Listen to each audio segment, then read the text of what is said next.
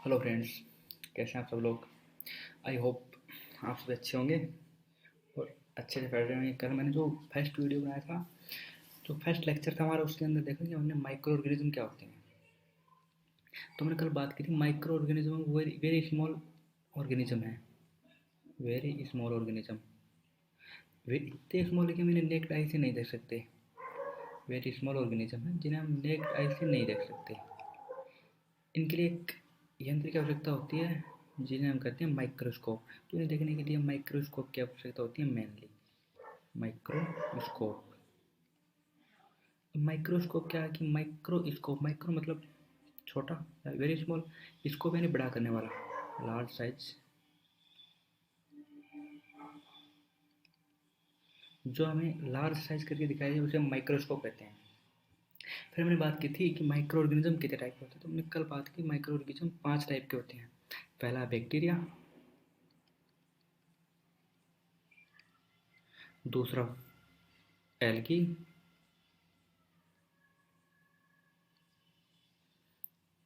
तीसरा प्रोटोजोआ, चौथा fungi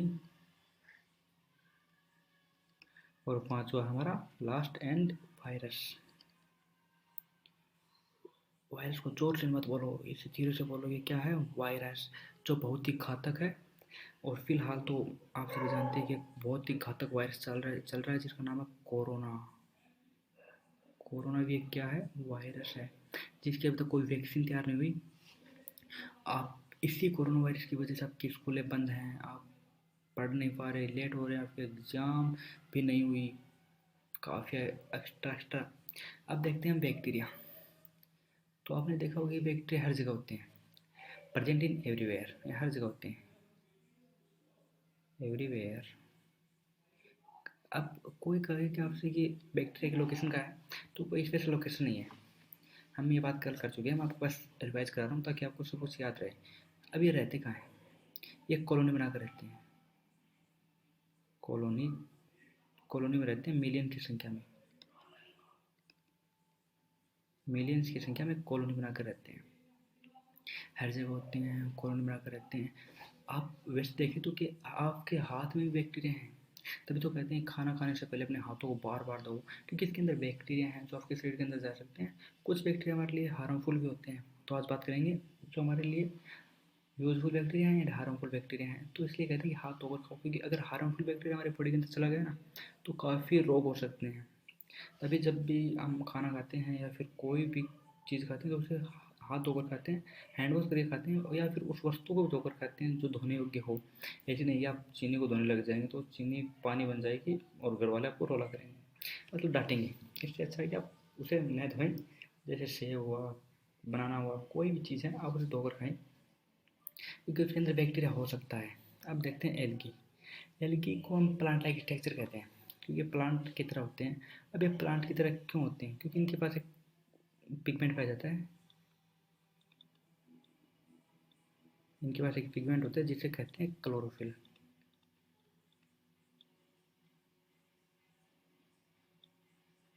chlorophyll एक ऐसा पिगमेंट है जो प्लांट होते हैं उनके पास होता है और किसी के पास नहीं होता, छोड़ के एल्गी को। प्लांट, ये प्लांट के पास होता है। अब इसके एग्जाम्पल भी देखे थे हमने, एग्जाम्पल थे क्लेमाइडोमोनास, सीवीड्स। इसके भी एग्जाम्पल देखे थे जैसे रोडसे, फोकाई, बेसिलाई। अब देखते हैं प्रोटोजोआ। प्रोटोजोआ क्या है? एक, और ये कहाँ रहते हैं? जलीय है, aquatic nature, aquatic in nature, aquatic nature के होते हैं। अब बात करते हैं प्रोटोजोआ। प्रोटोजोआ भी एक एक्वेटिक नेचर के होते हैं। ये यूनिसेलुलर होते हैं और मल्टी सेलुलर होते हैं। यूनिसेलुलर या मल्टी सेलुलर हो सकते हैं, MULTI, मल्टी सेलुलर। ये भी यूनिसेलुलर और मल्टी सेलुलर होते हैं। इसके एग्जाम्पल मैं काट देता हूँ, मैं आपसे कट करता हूँ क्योंकि अब इसकी बात करते हैं कि ये होते क्या हैं। Unicellular and multi cellular, unicellular and multi cellular हो सकते हैं। और जो बैक्टीरिया वो क्या है? वो सिंगल सेल होते हैं, सिंगल सेल्स, सिंगल सेल के बने होते हैं, ये यूनिसेलुलर एंड मल्टी सेलुलर होते हैं, ये भी यूनिसेलुलर और मल्टी सेलुलर होते हैं। अब आगे बात फंजाई की, इसकी एग्जांपल है east and diatom, sorry diatom algae का एग्जांपल है, इसका एग्जांपल मैन ईस्ट और राइजोपस, जो आपको भी याद नहीं करना, आप एक याद कर लो, ईस्ट काफ़ी है। अब बात करते हैं फंजाई की। फंजाई की आप प्लांट लाइक स्ट्रक्चर, पर इसके पास पिगमेंट नहीं होता, पिगमेंट प्रेजेंट नहीं होता, नो पिगमेंट। जब इसके पास पिगमेंट नहीं होता तो इसकी सिंपल सी बात है क्लोरोफिल नहीं होगा, क्लोरोफिल नहीं होगा तो प्लांट लाइक स्ट्रक्चर होते हुए भी ये ग्रीन कलर के नजर नहीं आएंगे, बल्कि एल्गे आपको कैसे कलर के नजर आते हैं, ग्रीन, क्योंकि इनके पास क्या है, वो पिगमेंट है जो इन्हें ग्रीन दिखाता है, ये पिगमेंट का नाम है क्लोरोफिल। तो कैसे देते हैं, ग्रीन कलर के, ग्रीन कलर, ये हो गए ग्रीन कलर्स के। अब ये 3 टाइप के होते हैं, एल्गे होते हैं, क्लोरोफाइसी, ब्रोमोफाइटा, टेडोफाइटा, बट ये आपके, sorry, Chlorophyceae, Phaeophyceae and Rhodophyceae, but ये आपके सिलेबस में नहीं है, इसलिए हम अब उसकी डिस्कस नहीं करेंगे। अब इनके पास पिगमेंट नहीं होते, फंजाई के पास पिगमेंट नहीं होने के कारण इनका कोई कलरलेस नहीं होता। आपने देखे होंगे कि, सॉरी, इसका एग्जाम्पल ना होकर इसका है, थोड़ी बाई मिस्टेक हो गई। अब देखते हैं कि आपने देखा होगा कि जब कोई भी चीज़ है, आप ब्रेड खाते हैं तो ब्रेड काफ़ी समय तक पड़ी रहती है, वेस्ट रहती है, तो उसके ऊपर हम उसे कहते हैं कि भाई फफूंद आ गई, तो कोई फफूंद रहे वो फंजाई है जो उस ब्रेड को डैमेज कर देती है और खाने योग्य नहीं छोड़ती। अब बात करते हैं वायरस की। वायरस स्मॉलेस्ट सेल है, स्मॉलेस्ट सेल है,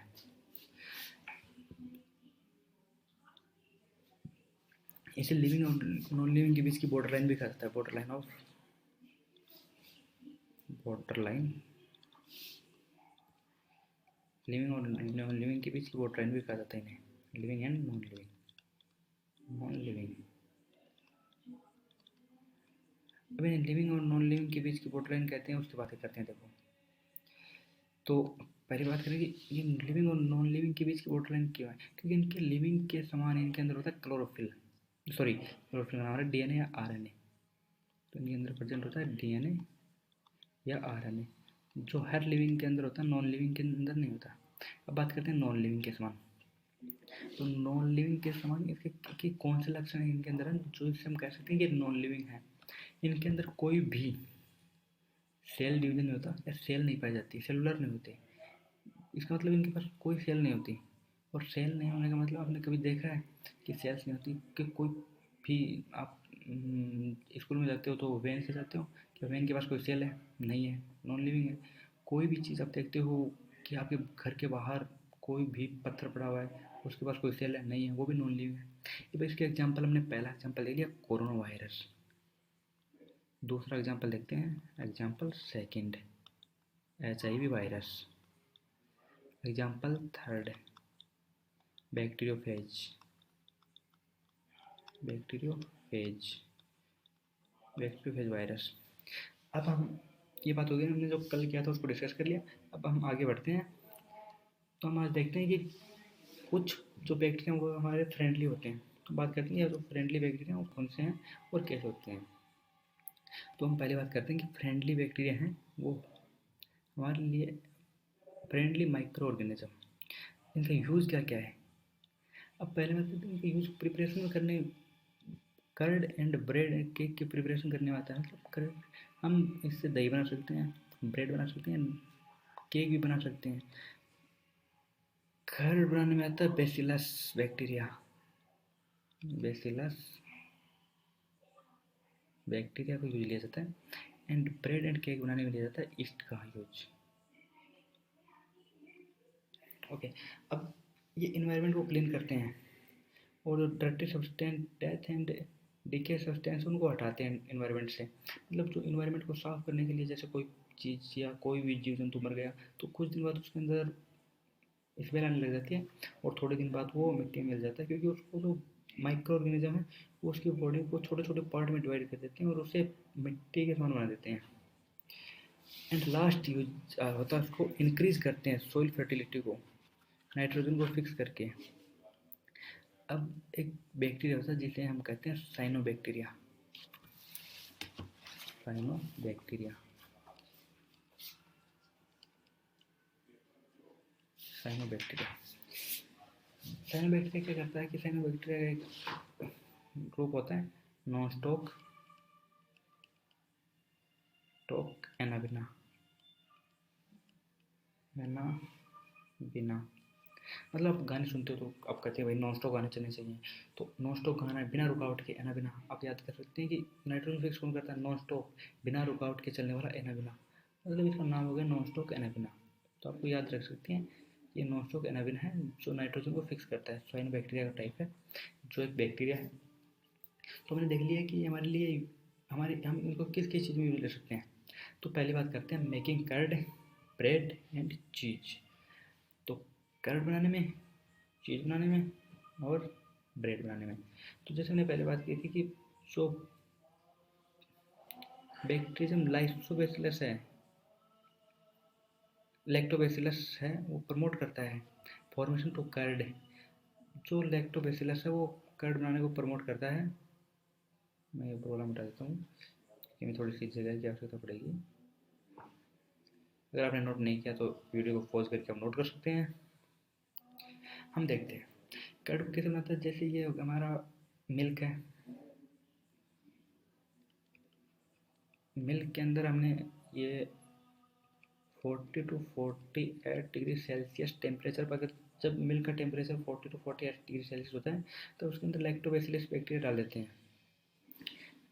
लैक्टोबैसिलस LBB, लैक्टोबैसिलस बैक्टीरिया, इसका शॉर्टकट नेम है LBB, लैक्टोबैसिलस बैक्टीरिया।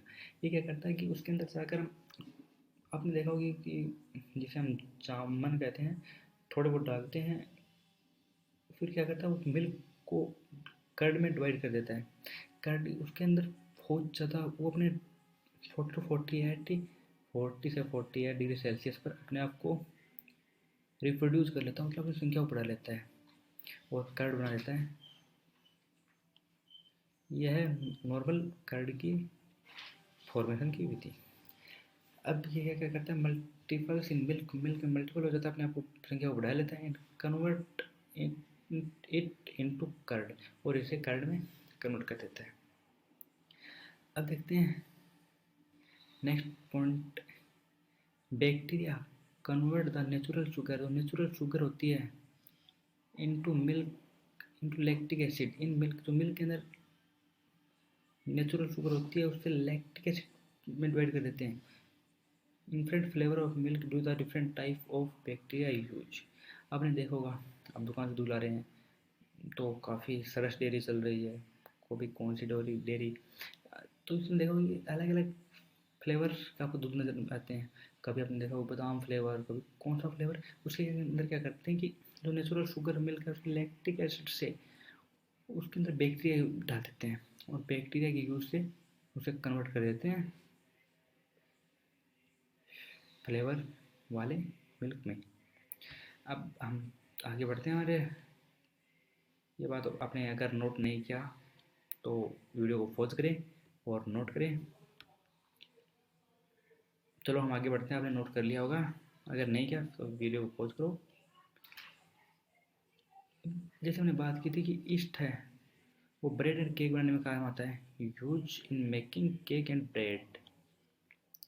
एक बिकर लेते हैं, बिकर क्या होता है जिसके अंदर औद्योगिक के स्तर पर जो भी चीज़ बनाई जाती हैं, जैसे हम कोई भी ब्रेड बना रहे हैं, केक बना रहे हैं, काफ़ी बड़ी बड़ी फैक्ट्री में बनते हैं ना, उससे जो जो चीज़ के अंदर इन्हें बनाया जाता है उसे बिकर कहते हैं। Yeast to do it into increase the volume of filling to cap by bubbles of carbon dioxide produce of yeast. Yeast क्या करता है कि जब हम उसको लेते हैं पैकेज के अंदर तो वो अपने बॉडी से क्या छोड़ता है, कार्बन डाइऑक्साइड छोड़ता है, जिससे उसके अंदर बबल पैदा हो जाते हैं और जो केक एंड ब्रेड है उसकी जो लेंथ है उसके अंदर इंक्रीज हो जाती है, उसकी लेंथ, या फिर वो कहें तो फूल ज़्यादा है। जैसे आपने देखा होगा कि केक को दबाते तो वो फूला हुआ लगता है आपको, यही कारण है कि ईस्ट उसके अंदर कार्बन डाइऑक्साइड छोड़ देता है और वो आपको फूला हुआ लगता है। अब सेकेंड टॉपिक की बात करें, commercial use of micro organism, बात करते हैं कमर्शियल यूज कहाँ कहाँ होते हैं। कमर्शियल मतलब होता है औद्योगिक स्तर पर माइक्रो ऑर्गेनिज्म का यूज कैसे होता है। तो मैंने लार्ज स्केल पर अगर हमें प्रोडक्शन करना है एल्कोहल का, वाइन एंड एसिटिक एसिड या विनेगर, ये सभी एक एल्कोहल के टाइप हैं। एल्कोहल नॉर्मल नाम है, वाइन भी हम एल्कोहल को कहते हैं, विनेगर भी हम लैक्टिक एसिड को कहते हैं। तो इसके अंदर क्या करते हैं, कमर्शियल प्रोडक्ट के लिए जो ईस्ट का यूज़ करते हैं एल्कोहल एंड वाइन बनाने के लिए, ईस्ट को क्या करते हैं कि उसके अंदर वही सेम विधि है जो हमने केक बनाने के लिए की थी। बड़े बड़े बेकर्स होते हैं उसके अंदर एल्कोहल डाल देते हैं या फिर कोई भी पानी डाल देते हैं, गुड़ डाल देते हैं, और फिर देखते हैं कि उसके अंदर क्या होता है, वो कमर्शियल उसका प्रोडक्ट बढ़ा देते हैं एल्कोहल का।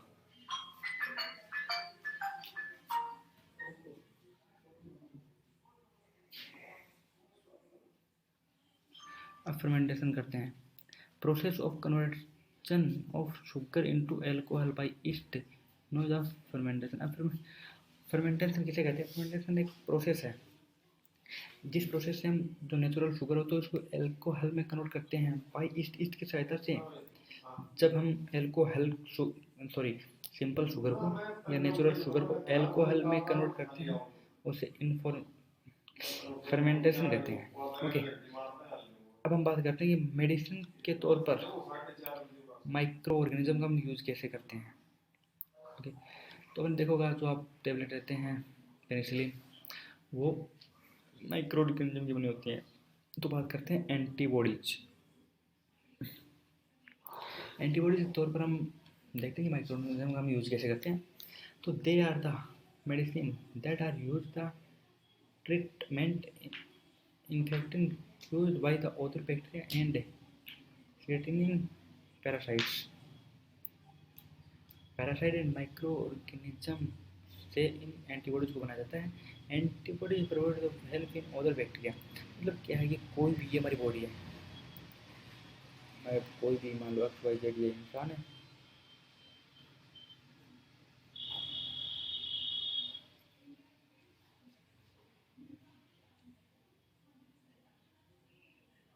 ये हो गया भाई कोई भी इंसान, कोई भी मान लो, इसका नाम देते हैं हम इसे रामू, ये रामू अंकल है। तो इसको कोई भी बैक्टीरिया इसकी बॉडी के अंदर आ गया, जैसे ये कोई भी हार्मफुल बैक्टीरिया है, यानी भाई हार्मफुल बैक्टीरिया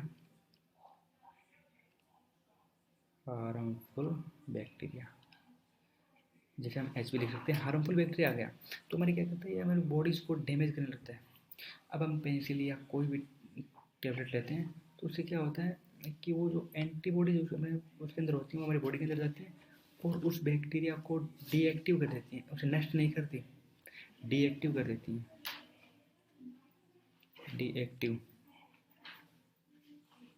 डीएक्टिव कर देती हैं। अब डीएक्टिव होने से उसका क्या फ़ायदा है कि जब हम लगातार उसी चीज़ को लेते हैं वो डीएक्टिव हो जाता है, डीएक्टिव होने के कारण वो अपना दोबारा एक्टिव फॉर्म में नहीं आ पाएगा। जब वो एक्टिव फॉर्म में नहीं आ पाएगा तो हमारी बॉडी से उसे बाहर जाना होगा, क्योंकि आप एक्टिव फॉर्म में नहीं आ सकता तो वो कुछ रिप्रोड्यूस नहीं कर सकता अपने आप को, अपनी मल्टीप्लिकेशन नहीं कर सकता अपनी बॉडी, अपने आप अपनी जो बॉडी है उसको, या फिर अपनी बॉडी को बोल दे कि डिवाइड नहीं कर सकता दूसरी बॉडी में, जिससे कि हमारे लिए वो घातक साबित हो। इसलिए कहते हैं कि जब भी डॉक्टर सलाह देता है तो तब तक पूरी मेडिसिन हमें लेनी चाहिए, क्योंकि डॉक्टर को पता है अगर वो पहले छोड़ देगा तो वो बैक्टीरिया क्या होता है कि कुछ बैक्टीरिया से नष्ट हो जाते हैं और कुछ बैक्टीरिया डीएक्टिव होते हैं। तो वो डीएक्टिव होते हैं तो हम उसे कोर्स को छोड़ देते हैं, डॉक्टर के कोर्स को, तो वो फिर से एक्टिव होने लग जाती हैं और वो उस जो हमने टेबलेट ली थी उसके प्रति उसके एंटीबॉडीज बन जाती हैं, उसके जो बैक्टीरिया की बॉडी है उसके अंदर एंटीबॉडीज बन जाती हैं और फिर उसका इलाज बहुत मुश्किल होता है। इसका कुछ एग्जाम्पल हैं टेट्रासाइक्लिन, स्टेप्टोमाइसिन, पेनिसिलिन, इरिथ्रोमाइसिन, ये कुछ जो एंटीबॉडीज हैं उसके नाम हैं। अब हम रामू काका को मिटाते हैं, तब तक आप नोट करें, हम आराम से मिटा रहे हैं, अब हम आराम से मिटा रहे हैं, आप जल्दी जल्दी नोट करें। चलो आपने नोट कर लिया, अगर नहीं किया तो वीडियो को पॉज कर सकते हैं और नोट करें। तो थोड़ी देर पहले हमने बात की थी कि ये सॉइल फर्टिलिटी को इंक्रीज करते हैं। साइनोबैक्टीरिया हमने एक नाम लिया था, जिसमें हमने देखा था कि जो नॉन स्टॉप फेनामिना है वो नाइट्रोजन को फिक्स करते हैं, एटमॉस्फेयर की नाइट्रोजन होते हैं। Bacteria and blue green algae, blue green algae को हम BGA भी कहते हैं। ये एल्गी नहीं है, एल्गी नाम देख रही है, एल्गी मत कहना, ये एल्गी नहीं है, नॉट एल्गी, ये साइनोबैक्टीरिया है, साइनोबैक्टीरिया। कोई कहेगा कि सर इसके नाम क्या है, एल्गी है, ग्रीन एल्गी है, तो हरे एल्गी होंगी। अब पहले देख लो भाई, ब्लू है, आपने कभी देखा कि ब्लू ग्रीन एल्गी एक साथ हो? नहीं ना। तो आप मान लो कि ये साइनोबैक्टीरिया है। आज are able of fix nitrogen from the atmosphere, atmosphere की नाइट्रोजन होती है उसे फिक्स करते हैं साइनोबैक्टीरिया। हमने थोड़ी देर पहले बात की थी नॉनस्टॉप फेनामिना। चलो अब एक बार हिंदी में लिखते हैं, नॉनस्टॉक फेनामिना जो एक बैक्टीरिया है, साइनोबैक्टीरिया है, या फिर हम उसे कहते हैं BGA है, जो नाइट्रोजन को फिक्स करता है। उसके अंदर एक पार्ट होता है बॉडी के अंदर, बट वो आपके सिलेबस में नहीं है, इसलिए हम उसकी बात नहीं कर रहे, जिसे वो नाइट्रोजन को फिक्स करता है। Increase the soil with nitrogen of and increase its fertility, ये जो सोइल के अंदर नाइट्रोजन होती है उसको इंक्रीज करते हैं एंड सोइल की फर्टिलिटी को। आपने देखा होगा कि जो भी लेग्यूम पादप है, जैसे चना, मूंग, दालें जितनी भी हैं, उसकी जड़ों के अंदर ये कोई पेड़ है, ये मान लीजिए चने का पेड़ है, ये नीचे मिट्टी है, इसकी जड़ हो गई, इतनी होती नहीं है। अब आपने देखा होगा कि इसकी जड़ के ऊपर कुछ गुच्छे के समान गुच्छे से लगे होते हैं।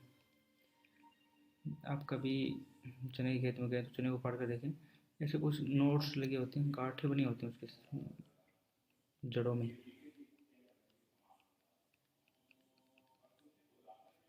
तो ये गांठें क्या है? ये गांठें ही हैं जो जिसके अंदर जो बीजे होते हैं वो रहते हैं, और जो एटमॉस्फेयर की जो ऑक्सीजन है, सॉरी नाइट्रोजन है, उसे फिक्स करते हैं एंड सोइल की फर्टिलिटी को बढ़ाते हैं। अब हम नेक्स्ट बात करें, there microorganism called biological nitrogen fixer, जो माइक्रो ऑर्गेनिज्म या माइक्रोब्स नाइट्रोजन को फिक्स करते हैं उन्हें बायोलॉजिकल नाइट्रोजन फिक्सर कहा जाता है। फिक्सर क्या होता है? जैसे किसी भी चीज़ के आगे ER लगा दें, ईर, जैसे डॉक्टर, डॉक्टर, TOR या EOR, जैसे कोई भी डॉग मतलब देखने वाला, डॉग मतलब होता है, मेनली डॉग का हम यूज ले सकते हैं दवाई, और मतलब देने वाला। तो ये क्या, नाइट्रोजन को फिक्स करने वाला। तो हम ऐसे इसको याद कर सकते हैं कि जो नाइट्रोजन को फिक्स करते हैं उन्हें बायोलॉजिकल, बायोलॉजिकल का मतलब होगा जैविक, जैविक तरीके से नाइट्रोजन को फिक्स करने वाला। अब नेक्स्ट देखते हैं कि हम इसका कहाँ पर यूज ले सकते हैं। तो क्लीन इन्वायरमेंट में, इन्वायरमेंट को क्लीन करने में। तो देखते हैं इन्वायरमेंट को कैसे क्लीन करते हैं। जो डेथ एंड डिकेइंग पार्ट होते हैं ना प्लांट एंड एनिमल के, उन्हें मैच्योर करते हैं, मतलब उन्हें मिट्टी के समान बनाते हैं, या फिर उन्हें काट देते हैं छोटे छोटे टुकड़ों में, इतने बारीक टुकड़े कर देते हैं कि वो मिट्टी ही लगने लगते हैं हमें। थोड़े दिन बाद वो बिल्कुल मिट्टी बन जाते हैं। जो भी डिकम्पोज्ड ऑर्गेनिक वेस्ट होते हैं उन्हें सिंपल सब्सटेंट में तोड़ते हैं।